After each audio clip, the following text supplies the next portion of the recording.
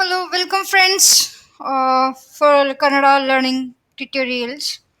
Today I will tell you some of the common words which we use in Kannada.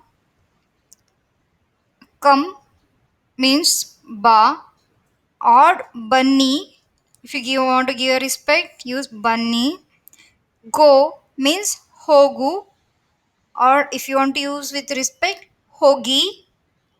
Sit, ಕುಳಿತುಕೋ. Stand, nillu.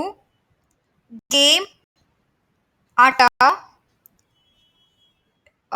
If you want to ask for lunch or dinner, uta aite. Sleep means nidde. Are you sleeping? ನೀನು ನಿದ್ದೆ ಮಾಡ್ತಾ ಇದೀಯಾ? And I want to tell some of the direction, how you tell stop, go, come, like that, those words. Like up means ಮೇಲೆ, down ಕೆಳಗೆ, left ಎಡ, right ಬಲ.